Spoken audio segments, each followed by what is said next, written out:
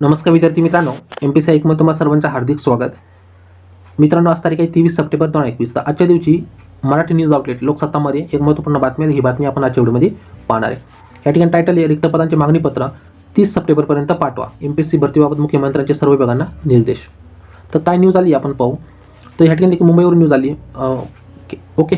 महाराष्ट्र लोकसेवा आयोगामार्फत सरळ सेवा भरतीसाठी काही विभागांनी अद्याप मागणीपत्र न सादर केल्याची गंभीर दखल महाराष्ट्राचे मुख्यमंत्री उद्धव ठाकरे साहेबांनी घेतली.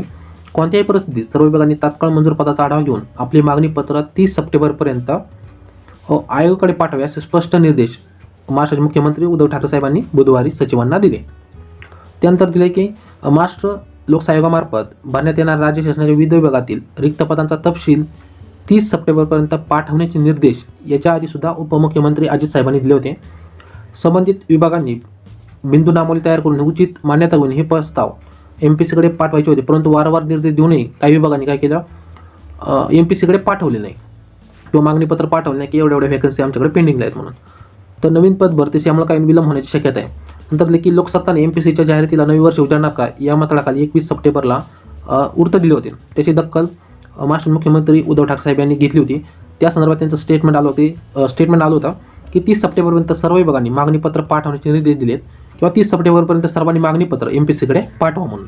त्यानंतर की एमपीएससीच्या पदभरती जाहिरातीला विलंब होत असल्याने पुण्यातील स्वप्नील लोणकर या तरुणाने अधिवेशन सुरू असताना आत्महत्या केली होती. त्यानंतर की त्याची गंभीर दखल घेत सरकारच्या वतीने एमपीएससीच्या 15,511 पदांची भरती केली जाईल अशी घोषणासुद्धा केली होती, अजित पवार साहेबांनी केली होती. त्यानंतर की उपमुख्यमंत्री अजित पवार साहेब वारंवार या प्रक्रियेचा आढावा घेत असून विभागाकडून होणाऱ्या दीर्घाईमुळे पदभरती प्रक्रिया लांबण्याची शक्यता या सांगितली. बऱ्याच विद्यार्थ्यांना चिंता होती की ही पदभरती म्हणजे जे मागणीपत्र आहे ती 30 सप्टेंबरपर्यंत येईल का. तर त्या संदर्भात जे महाराष्ट्राचे मुख्यमंत्री आहेत उद्धव ठाकरे साहेबांनी स्पष्ट सांगितले की 30 सप्टेंबरपर्यंत सर्व विभागांनी आयोगाकडे मागणीपत्र पाठवा, आयोग त्यानुसार टाइम टेबल जाहीर करेल आणि ती एक्झाम होण्याची शक्यता आहे. आता त्याबाबत स्पष्ट सांगितले की 2021ची एक्झाम होणार आहे का. 2022 तर आपल्याला सांगितले की नोव्हेंबर 2021 त्या संदर्भात आपल्याला ॲडव्हर्टाईज येईल किंवा टाइम टेबल आहे जे 2022चं शेड्यूल असणार. पण 2021 संदर्भात अजून काही स्पष्टीकरण आलं नाही. पण जर 30 सप्टेंबरपर्यंत जर सर्व विभागांनी जर मागणीपत्र पाठवलं तर 2021च्या काही एक्झाम होण्याची शक्यता जास्तीत जास्त आहे. ओके.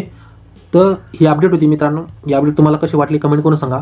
तुमच्या काही प्रतिक्रिया आहेत ते कमेंट बॉक्समध्ये नक्की करा. व्हिडिओ आवडला असेल की व्हिडिओ लाईक करा. चॅनलला अजूनही सबस्क्राईब केलं असेल तर चॅनलला नक्की सबस्क्राईब करा.